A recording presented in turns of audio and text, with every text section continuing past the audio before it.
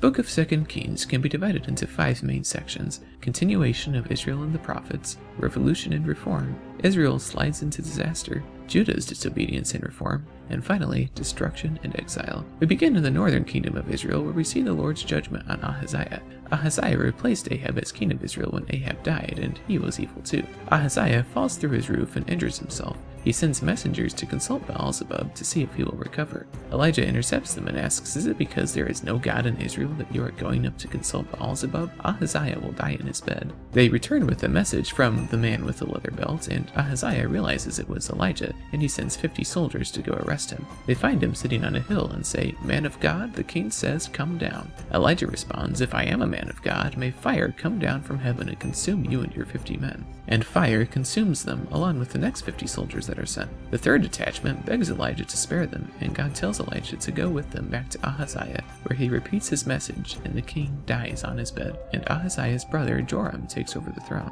Later, Elijah and Elisha journey together from Gilgal to Bethel, and Elisha refuses to leave Elijah's side. Some other prophets foretell Elijah's departure, but Elisha says not to speak of it. They arrive at the Jordan River, and Elisha refuses to leave Elijah's side. Elijah strikes the river with his cloak, and the river parts. Both men cross over on dry ground. Elisha makes his request, saying, "Let me inherit a double portion of your spirit." And Elijah responds, saying, "You have asked a difficult thing, yet if you see me when I am taken from you, it will be yours. Otherwise it will not." Chariots of fire then appear, and Elijah is taken up to heaven in a whirlwind. Elisha cries out, my father, the chariots and horsemen of Israel." And Elisha receives Elijah's cloak and uses it to also part the river, and returns to the other prophets. The other prophets react and say, "Look, the spirit of Elijah has fallen upon Elisha." They then begin an unsuccessful search for Elijah against Elisha's will, and Elisha says, "I told you so."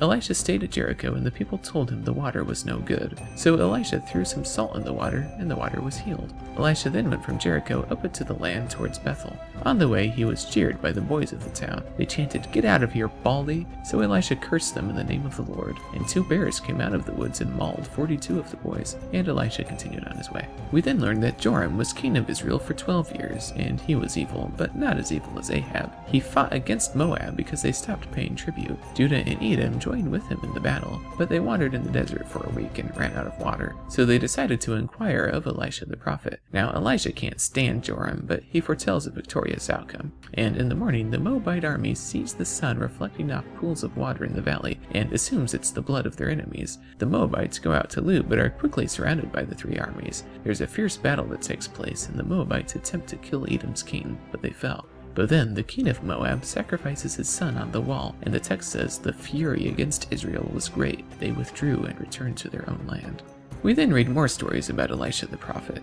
A fellow prophet dies, and his widow cannot pay his debts. The collector is coming to take her 2 sons as payment, and so the widow inquires of Elisha. His instruction is to gather jars from her neighbors and pour her remaining oil into jars. The oil miraculously never runs out, and it is used to pay the debt. Later, Elisha arrives at Shunem. He is fed by a woman and her family, and is invited to come back any time. And they build him a room with a cot on the roof. Later, Elisha inquires of his disciple Gehazi because he desires to repay the woman's kindness, and he learns that she is barren. He prophesies, "In 1 year you will have a son." She says, "Don't get my hopes up like that." But Elisha's word comes true. Now when the boy gets older, he works in the fields with his father, but he gets a terrible headache one morning and dies at noon in his mother's lap. She places her son on Elisha's bed and searches furiously for Elisha. She finds him on Mount Carmel and grabs his feet and weeps. Elisha is unaware of the events, and Gehazi rebukes the woman, but Elisha defends her, saying, "She is in great distress, and the Lord has hidden it from me." Gehazi is then sent to place Elisha's staff on the boy, but there are no results. Elisha then arrives, shuts the door behind him, and prays.